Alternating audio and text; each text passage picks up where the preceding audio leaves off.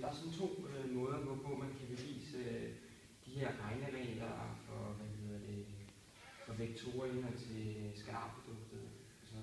Den ene det er den geometriske definition, hvor man har to vektorer, A og B, og så definerer man skalarproduktet ved, at man tager længden af vektor A og længden ganget med længden af vektor B, og så tager man så cosinus af vinklen til V. Og vinklen V den defineres i positiv omdrejningsretning fra A til B, og man tager altså udgangspunkt i den her vektor her. Det vil sige, at man kigger på vektoren A først, og så ser man så vektor B, og så tager man positiv omdrejningsretning indtil man rammer vektor B, altså man får en vektor, der er ensrettet med vektor B. Og her der kan vi se, at det her det er vinklen V i positiv omdrejningsretning. Hvis derimod vi sådan har bygget om på dem, så kan vi se, at det derimod er den her, fordi vi skal gennem positiv omdrejningsretning. Så her der er det vinklen V, eller det her.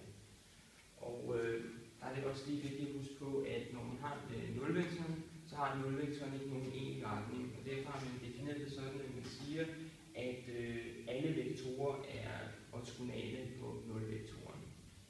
Og det vigtige med, når man har den her definition, det er, at man hele tiden, hver gang man ser sådan et udtryk på den her form, så vender man tilbage og bruger det her udtryk. Og så er det også vigtigt, at man hele tiden tænker på, næsten hele tiden, undtagen lige når man har i henhold til nulvektoren, men så hele tiden tænker på, hvordan ser det ud for den her vinkel? Hvad gælder der for den her vinkel?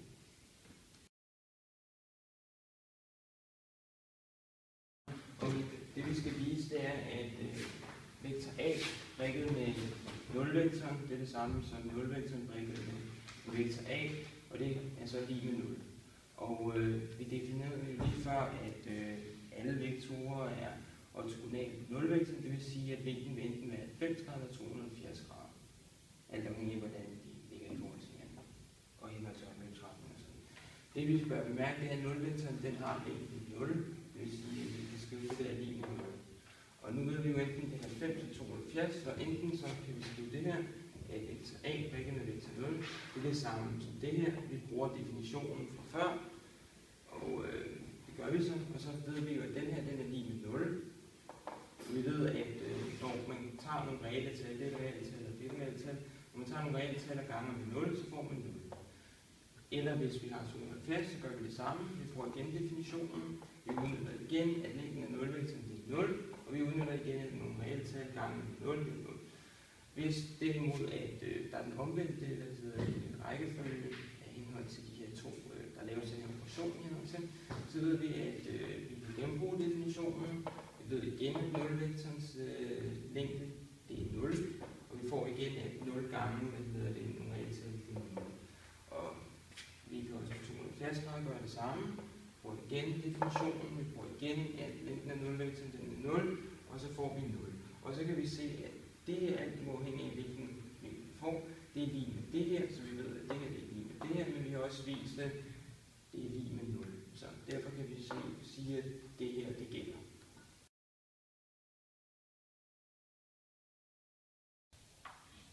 Godt. Nu skal vi så bevise sætningen, at skalarproduktet, eller vektor A prikket med vektor B, er det samme som vektor B prikket med vektor A. Altså at rækkefølgen er ligegyldig. Og igen går vi ud fra vores definition, at skalarproduktet mellem to vektorer er længden af den ene vektor gange med den anden længde af eller gange med længden af den anden vektor gange cosinus til vinklen V mellem vektorerne. Og vi kan lige først se på den her cosinus til V, fordi at, vi kan se, at cosinus til V er lige med cosinus til den negative vinkel, eller det man så vil sige, at det er 360 grader minus V. Og hvis vi ser på enhedscirklen, vi kan komme tættere på, hvis det hjælper, så kan man se, at cosinus er den afstand, der bliver målt fra enhedscirklen ned her, og så ind af første aksen.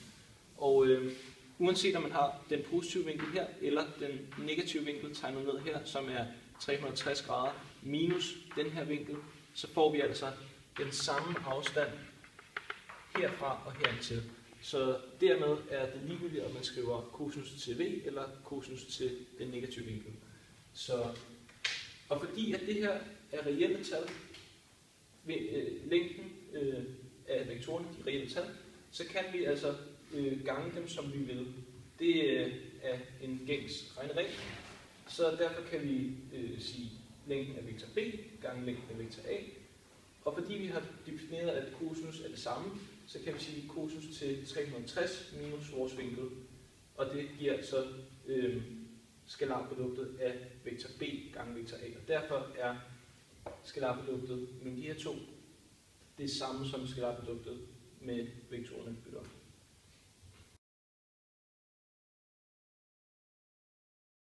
Okay, jeg vil gerne bevise, at vektor a prikket med vektor a er det samme som længden af vektor a i anden. Og for at tage vores definition, så hedder den, at det er den ene vektor, eller længden af den ene vektor gange længden af den anden vektor gange cosinus til vinklen mellem dem. Men fordi at det er den samme vektor, så hedder det bare længden af vektor a gange med længden af vektor a gange cosinus til v. Og fordi at vi har den samme vektor to gange, så ligger de jo oven i hinanden. Så derfor kan der ikke være nogen vinkel mellem dem. Så vinklen v er lige med 0. Derfor får vi den, der hedder, at det er længden af vektor a gange længden af vektor a gange cosinus til 0. Og vi ved, at cosinus til 0 giver 1. Og derfor så får vi, at længden af vektor a gange længden af vektor a gange 1, det giver længden af vektor a i anden. Og derfor har vi bevist det der.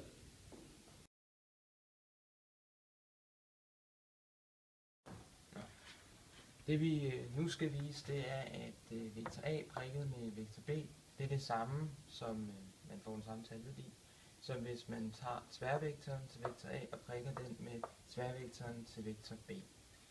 Og da vi har at gøre med den geometriske definition af skalarproduktet, så skal vi hele tiden huske på at kigge på vinklen mellem de to vektorer.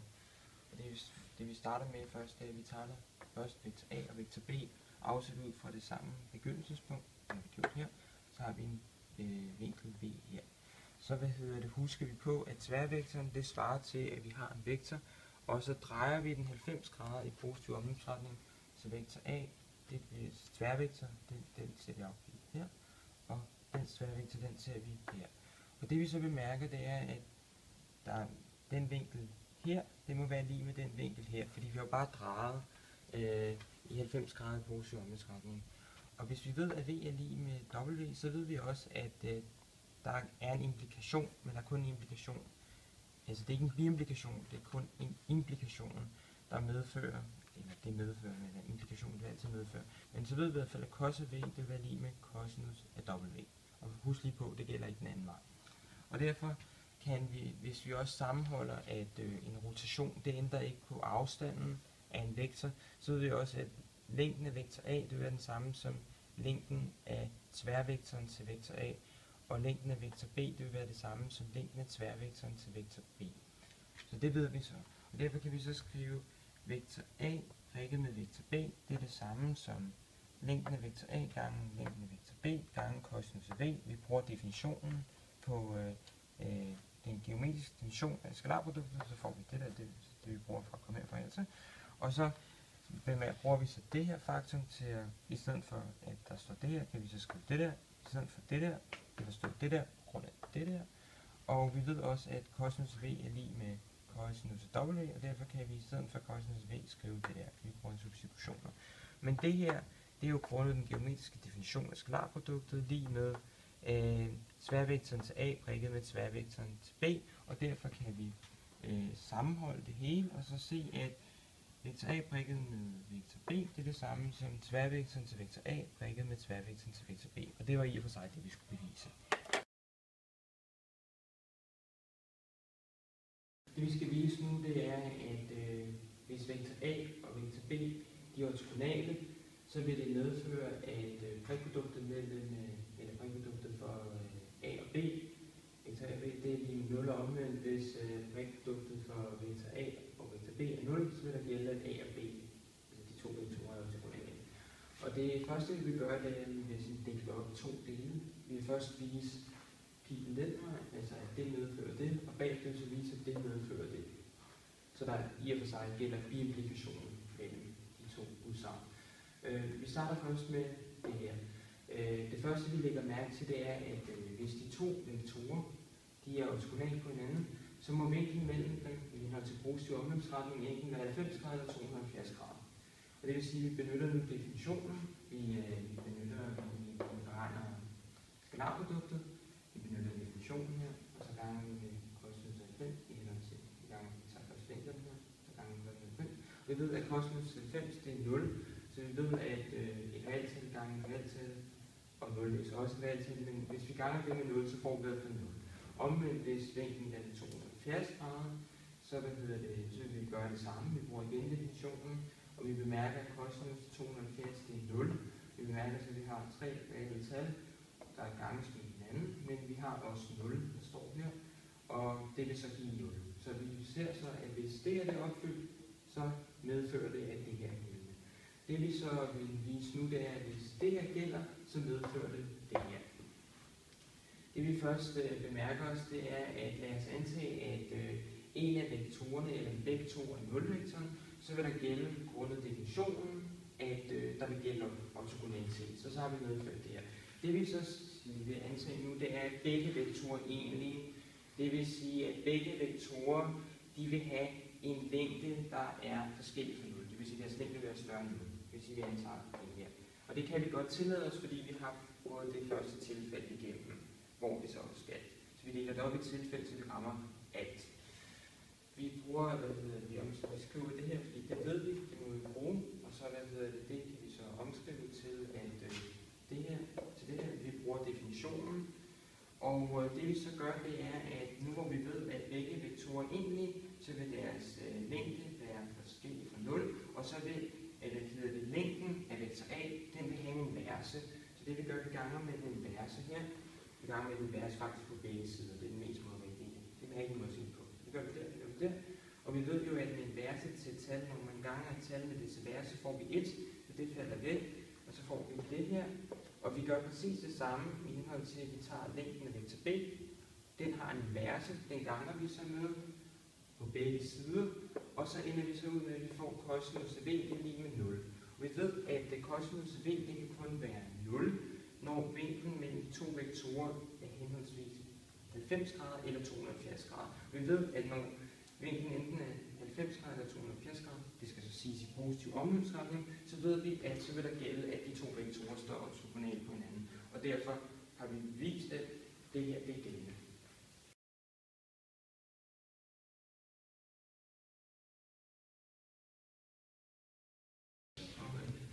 Det der så skal bevises nu, det er, at hvis vi har en skalar, vi ganger en skalar t på A, og så får vi en vektor. Hvis vi prikker den vektor med vektoren B, det samme som hvis man tager en skalar t og ganger med prikproduktet af vektor A og vektor B. Og her er det vigtigt at holde for sig, for øje, at den t det er et reelt tal. Og derfor vil vi benytte den strategi, at vi vil opdele i 3 tilfælde.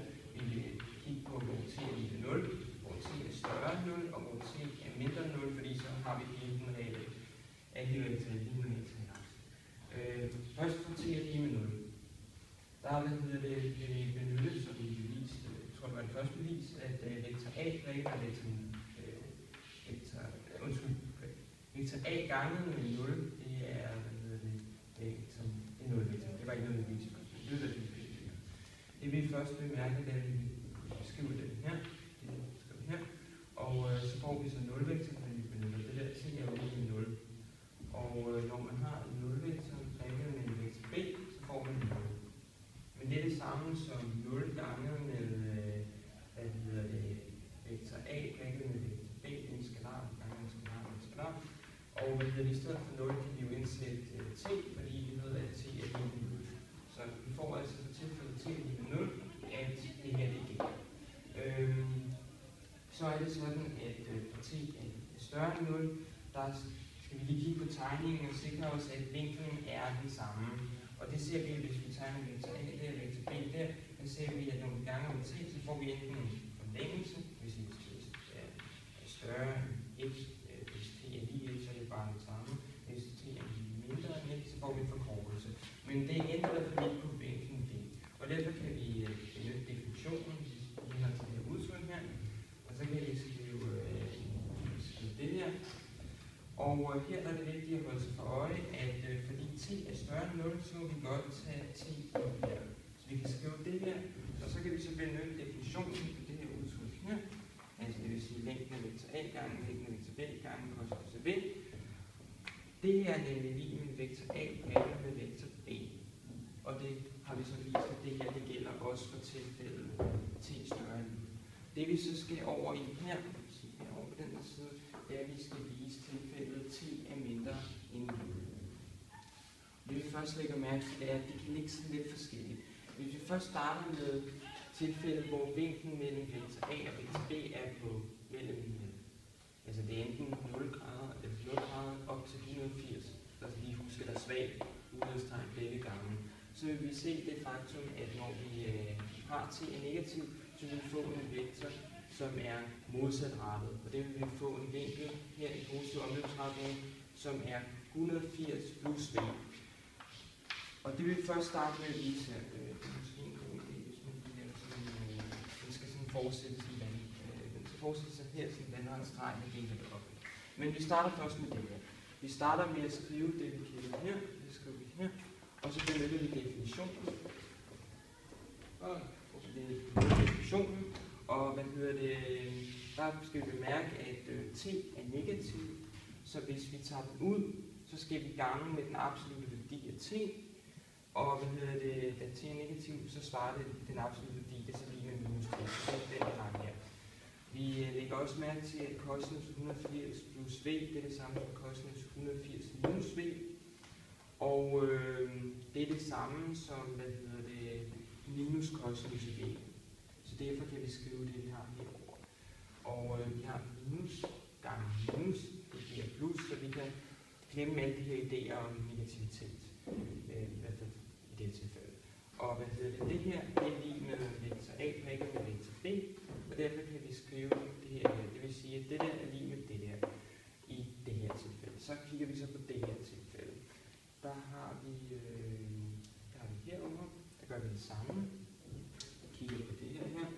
Og igen ved vi, at t er mindre end 0, så vi skal igen sige minus t her. Og så skal vi lige henhold til at analysere det her, lige kigge lidt på det her. Jeg ved, at cosinus af v, det er det samme som cosinus af minus v, som er lige med minus cosinus af 180 minus v. Og så kan vi igen benytte det der med at sætte minus foran, og det får vi så minus cosinus af v minus 180. Og derfor kan vi sige, at cosinus af v minus 180, det er det samme som minus af cosinus af v, fordi man kan forestille sig, at man ganger minus et her, og minus et her, så plus her, så minus her. Derfor kan vi sige minus cosinus af v, og så går minus ud med minus, og så kan vi se, at vi får det her, som vi også ser i definitionen, og derfor kan vi i stedet for skrive vektor a prikket med vektor b, og så vi havde t, og så kan vi så gange t på, og så får vi det her. Det vil sige, at i alle tilfælde gælder der altså det her, og det var så det, vi skulle vise.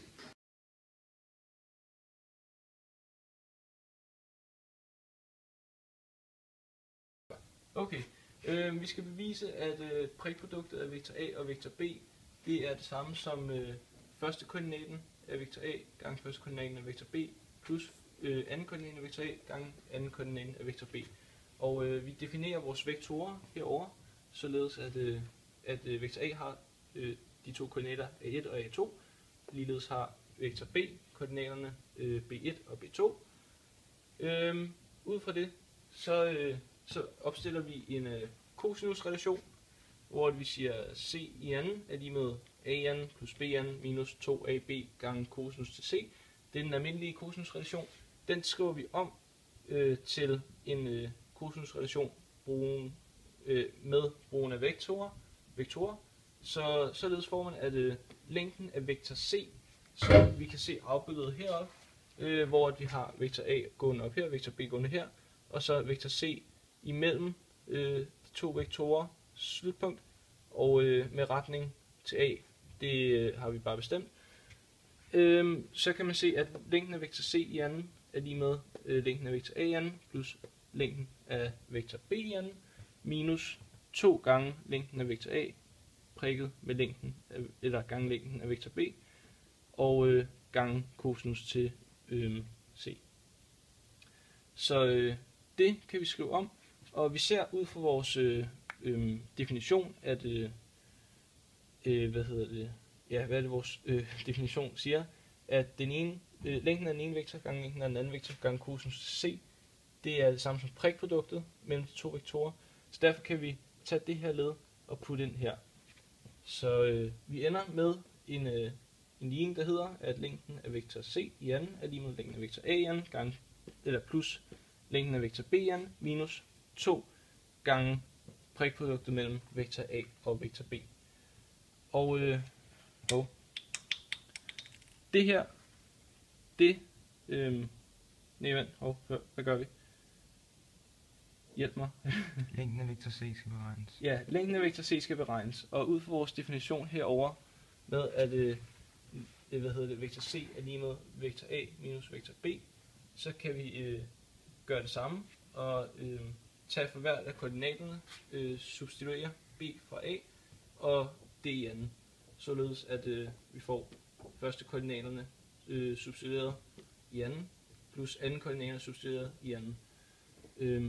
Og det skal således give det udtryk herover, som hvor kommer det her fra? Det kommer fra længden af henholdsvis vektor A i anden og længden af vektor B i anden. Selvfølgelig, ja. Yes.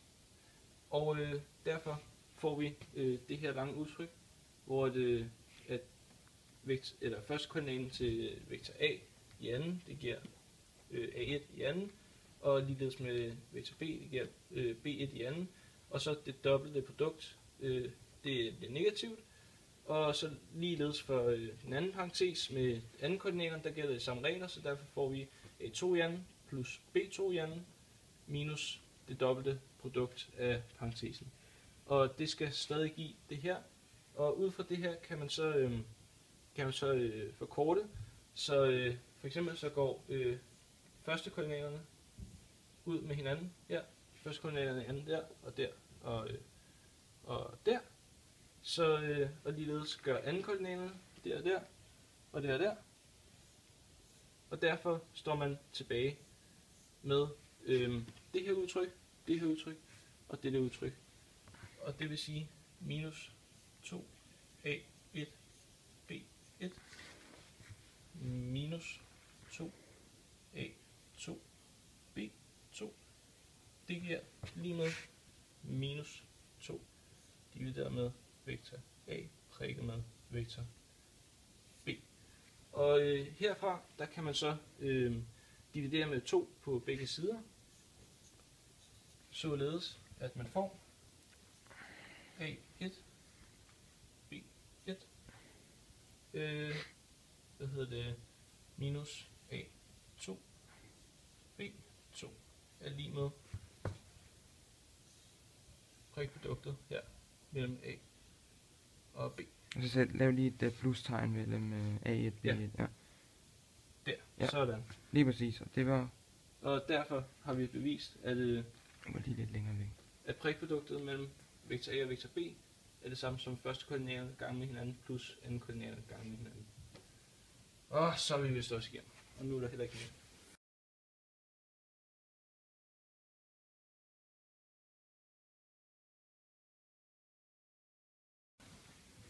Alright, vi viser, at skalarproduktet af A og B er det samme som skalarproduktet af B og A. Hvis du først skal op skalarproduktet af B, så får du at A1 gange B1 plus A2 gange B2. Vi ved, at et tal x gange y er det samme som y gange x, så derfor kan vi skrive A1 B1 plus A2 B2 op som B1 A1 plus B2 A2. Og som derfor giver vektorerne B1 B2, eller skalarproduktet af vektorerne B1 B2 og A1 A2. Som vi så kan skrive op som vektor B prik vektor A, og derfor er skalarproduktet af A og B det samme som skalarproduktet af B og A.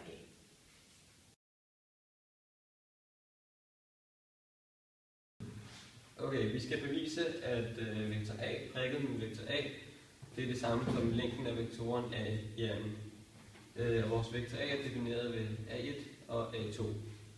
Men vi ved, så har vi vektor A prikket med vektor A, det må altså være A1 gange A1 plus A2 gange A2, hvilket svarer til A1 i anden plus A2 i anden. Og vi ved, at længden af en vektor defineres ved kvadratroden af A1 i anden plus kvadratroden af A2 i anden. Derfor kan vi udlede fra det, at længden af en vektor, i det her tilfælde A i anden, må være det samme som A1 i anden plus A2 i anden. Og det kunne vi så som før udlede heroppe fra, hvor vi fik det til at give A1 i anden plus A2 i anden, og derfor er det lige med længden af vektoren A i anden.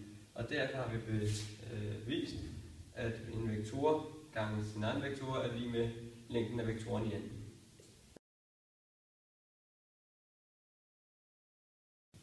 Vi vil vise, at skalarproduktet af A med summen af B og C, af vektor B og C, er det samme som skalarproduktet af A og B plus skalarproduktet af A og C. Og det vil gøre ved både plus på begge sider og ved minus på begge sider. Vi vil bare bevise den her på A plus først, hvor at så opfolder skriver du ud som skalarprodukter, så får du at A1 gange B1 plus C1 plus A2 gange summen af B2 plus C2 er det samme som skalarproduktet af A og B plus skalarproduktet af A og C. Hvis vi så holder, hvad der står på venstre side af lighedstegnet først, og så kan vi skrive, hvad der står på højre side om, ved at rykke A1, som to af dem har uden for en parentes, og så sætte B1 og C1 inden for parentesen. Og det samme på herovre, hvor du siger, at der er to A2'er, så kan vi rykke uden for en parentes, hvor der står B2 og C2 inden. Og så står der det samme på begge sider af lighedstegnet. Hvis du gør det med negativ tegn, så vil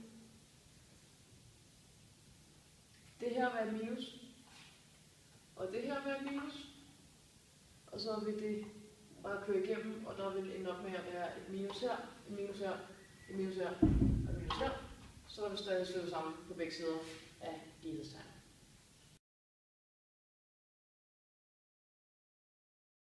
Sådan der. Yes, vi skal bevise, at skalarproduktet er uafhængigt af koordinatsystemet. Og vi tager skalarproduktet af vektor A og vektor B, så vi skriver det op. A1 minus B1 over A2 minus B2, prikket med det samme. Og hvis vi folder det ud, så får vi, at vi har A1 minus B1 gange A1 minus B1 plus A2 minus B2 gange A2 minus B2, altså ligesom når vi regner med skalarprodukter. Hvis vi så lægger det sammen, så kan vi se, så får vi A1 i anden, det har vi fra den her side herovre til at starte med, minus 2 gange A1 gange B1 plus B1 i anden. Det var altså på venstre side plustegnet. Og på højre side vil vi så have A2 i anden, minus 2 gange A2 gange B2 plus B2 i anden, altså på højre side af det tegnet. Hvis vi så folder det sammen igen, så svarer det til, at vi på venstre side af plustegnet vil have A1 minus B1 i anden, plus højre side, som er A2 minus B2 i anden. Og det svarer så til, at vi har vektor A minus vektor B i anden. Og hvis vi så folder den her ud, så kan vi se hernede, at vi har samme formel. Vi har vektor A minus vektor B i anden, og det er det samme som vektor A i anden minus 2 gange vektor A gange vektor B plus vektor B i anden. Og som vi har bevist tidligere, så er en vektor prikket med en vektor med sig selv, det er det samme som længden af vektoren i anden. Derfor kan vi lave den her sætning om, hvor de steder, hvor vi har vektorer i anden, kan vi altså lave om til længder af vektorer.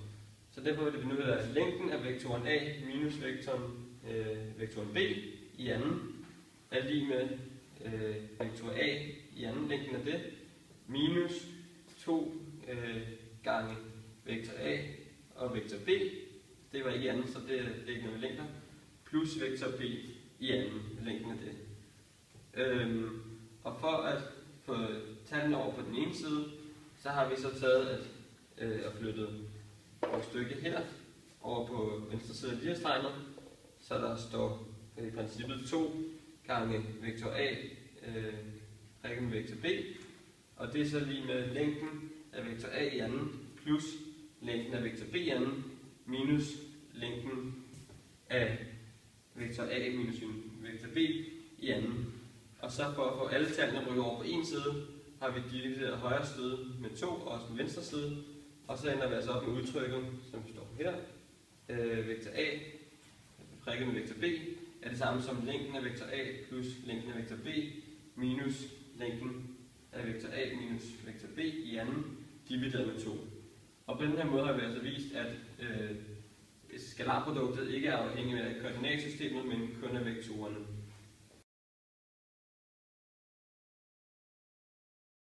Vi vil bevise, at når A og B, vektor A og B er ortogonale, så står vinkler på hinanden, så er skalarproduktet af A og B 0. Hvis vi har bevist for, at vektorerne er uafhængige af koordinattallet, de modulerer. Så derfor så vælger vi at lægge A ud af første aksen, således at den første koordinat, eller jeg synes, dens anden koordinat bliver 0, og første koordinat er 1. Når de så er ortogonale, vil B ligge vinkler på den, og den vil derfor hedde 0 ved 2. Hvis vi så laver et skalarprodukt over dem, så får vi, at A1 gange 0 plus 0 gange B2 skal give 0. Og vi ved, at alt gange med 0 giver 0, så derfor så får vi 0 plus 0 er lige med 0. Derfor. Go. Alright, vi har her, hvor vi er uafhængige i koordinatfysik af vektorerne, og derfor så lægger vi vores A ud af x-aksen, således at den kommer til at hedde vektor A er det samme som A1 over 0. Derudover har vi en B-vektor, som rammer, og der er en vinkelelement, den hedder vinkel V, og så definerer vi B1 og B2 som cosinus til V gange længden af B, og B2 som sinus til V gange længden af B. Og det gør vi, fordi hvis du opstiller en retning på trekant, så får du en 90 grader vinkel her, og den udvikler kan du bruge at cosinus til vinklen over hypotenusen, og sinus til den husliggende og modstående kateter. Stof trekanter. Vi vil bevise, at skalarproduktet af A og B svarer til længden af A gange længden af B gange cosinus til V. Så først skal vi lige forklare her. Nej, vi får sammen her. Så hvis vi tager skalarproduktet, så får vi, at A1 gange B1, som er cosinus til V gange længden af B, plus A2, som er 0, gange sinus til V gange længden af B, men eftersom at A2 er 0, så bliver ned bare 0. Her har vi, at der står A1 cosinus til V gange B længden af B. Vi kan så sige, at A1 svarer faktisk til længden af A, fordi at længden af A er kvadratroden af A1 i anden plus A2 i anden. Og da A2 igen er 0, så får vi, at kvadratroden af A1 i anden svarer til længden, og der går kvadratrod og i anden ud i hinanden, så længden af A svarer til A1, og vi får derfor, at længden af vektor A gange længden af vektor B gange cosinus til V svarer til skalarproduktet, som der står her. Så derfor er det bevist.